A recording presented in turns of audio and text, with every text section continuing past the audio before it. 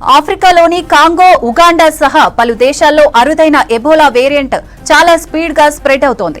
ఈ అంటువ్యాధి బారిన పడి ఇప్పటి వరకు సుమారు 136 మందికి పైగా చనిపోయినట్లు చెప్పారు అధికారులు. మరో 513 అనుమానిత కేసులు నమోదయ్యాయని తెలిపారు. ఎబోలా వ్యాధి కేసులు పెరుగుతున్న తీరుపై ప్రపంచ ఆరోగ్య సంస్థ WHO తీవ్ర ఆందోళన వ్యక్తం చేసింది.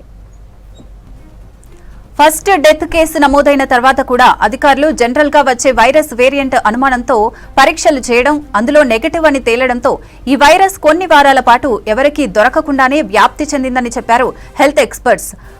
బుండిబ్యూగో అనే ఈ అరుదైన వైరస్ వేరియంట్ కు మందులు, వ్యాక్సిన్లు లేవన్నారు. కాంగోలో ఎబోలా వేగంగా వ్యాప్తి ప్రమాదకర స్థితిలో చెందుతుండటంపై WHO director general Tedros Adhanom గెబ్రెయేసస్ తీవ్ర ఆందోళన వ్యక్తం చేశారు. 1-2 రోజుల్లోనే తమ విభాగం సమావేశమై వ్యాధి కట్టడికి అవసరమైన చర్యలపై చర్చిస్తుందన్నారు. పట్టణ ప్రాంతాల్లో పెరుగుతున్న కేసులు, ఆరోగ్య సిబ్బంది మరణాలు, ప్రజలు ఒకే చోట ఉండకుండా తరచూ రాకపోకలు సాగించడం వంటి వాటిపైన ఫోకస్ పెడతామన్నారు. కాంగోలో ఆరోగ్య అత్యవసర పరిస్థితిని ప్రకటించిన వేళ సమన్వయంతో చర్యలు చేపట్టాల్సిన అవసరం ఉందని తెలిపారు. ఎబోలా కేసులు పెరుగుతున్న సరిహద్దుల్లోని ఉగాండాకు చెందిన 2 ప్రావిన్స్లకు కూడా ఆరోగ్య సిబ్బందిని పంపిస్తామన్నారు. దేశవ్యాప్తంగా మొత్తం 543 అనుమానిత కేసులు నమోదయ్యాయని, వాటిలో 32 కేసులు ప్రయోగశాలలో నిర్ధారించబడ్డాయని తెలిపారు కాంగో ఆరోగ్య శాఖ మంత్రి రోజర్ కంబా. ప్రస్తుతం 69 మంది రోగులు ఎబోలా చికిత్సా కేంద్రాలలో ట్రీట్మెంట్ తీసుకుంటున్నారు.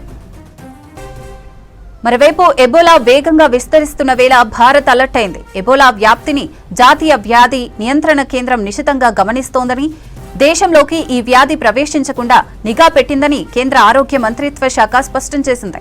ప్రస్తుతం దేశంలో ఎబోలా వ్యాప్తి లేనప్పటికీ అంతర్జాతీయ ప్రయాణాలు, ప్రపంచ అనుసంధానం కారణంగా భారత్ అంటువ్యాధుల ముప్పు పట్ల అప్రమత్తంగా ఉండాలని ఎక్స్పర్ట్స్ సూచిస్తున్నారు. ప్రస్తుతం దేశానికి ఎబోలా ముప్పు తక్కువగానే ఉందని, ఈ వ్యాధి వ్యాప్తిపై ఆందోళన చెందాల్సిన అవసరం లేదంటున్నారు.